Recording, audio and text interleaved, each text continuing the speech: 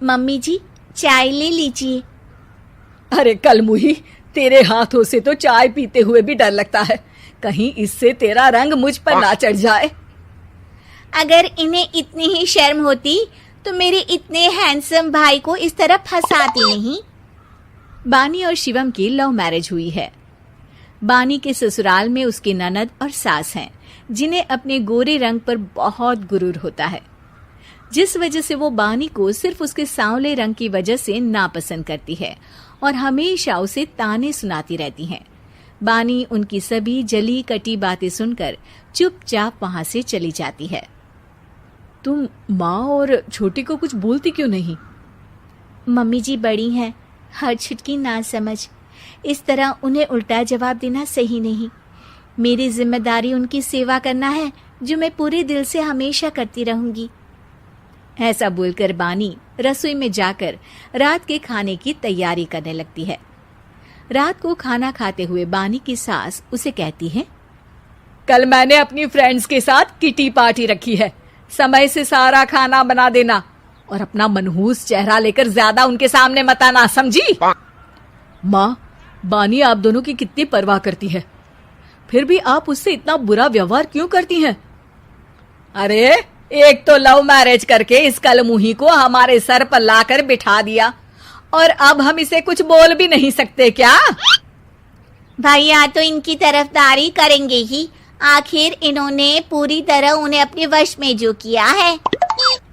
जिसे जो करना है करे, बस कल मेरा सारा काम समय पर हो जाना चाहिए। इस पर सब खाना खाकर सोने चले जाते हैं और अगले दिन बानी जल्दी उठकर सास की किटी पार्टी के लिए तैयारियां शुरू कर देती है, जिस पर पार्टी शुरू होने के बाद सास की सहेलियां कहती हैं, अरे वाह री, तेरी बहू ने तो बड़े स्वादिष्ट समोसे बनाए हैं। हाँ भाई, रंग कैसा भी हो, खाना बनाने में बिल्कुल अन्नपूर्णा है।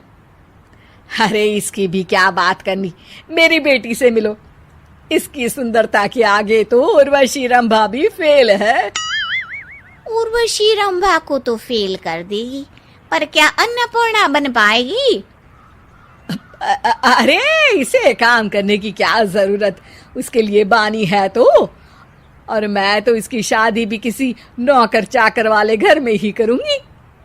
बानी वापस रसोई में चली जाती है और किटी पार्टी चलती रहती है। उसी रात को बानी की सास गुस्से में चिल्लाते हुए अपने कमरे से बाहर निकल कर आती है।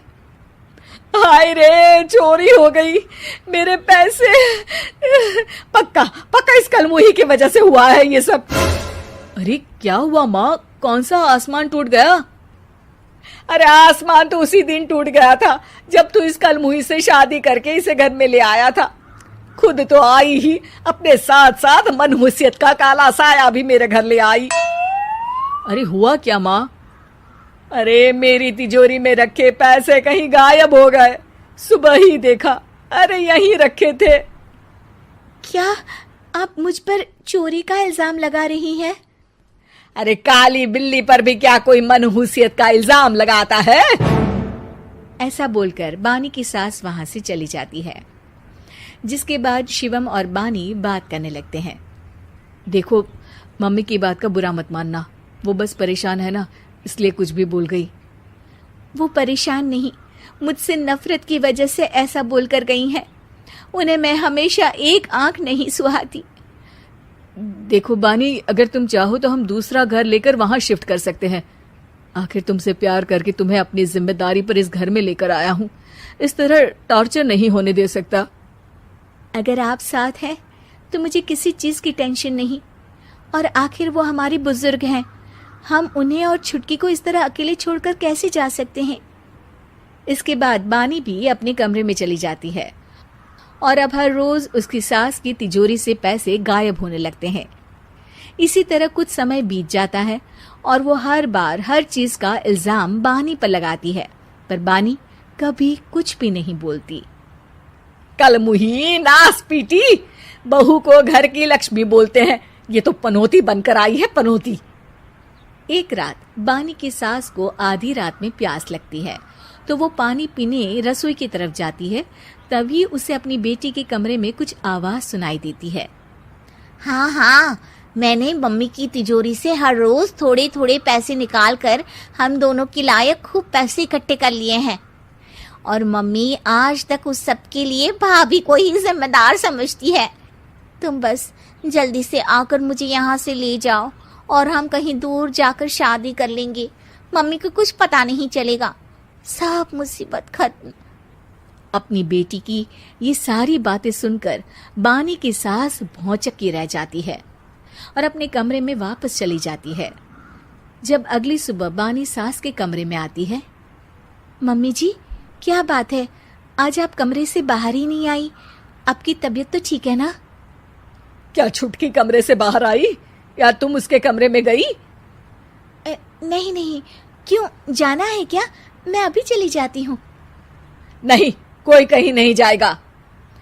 इस पर वो बानी को साथ लेकर कमरे से बाहर आती है, जहाँ शिवम भी होता है। वहां उसकी सास बोलती है, छुटकी मेरी तिजोरी के सारे पैसे लेकर अपनी माँ के बारे में कोई ख्याल करे बिना किसी लड़के के साथ घर छोड़कर चली गई।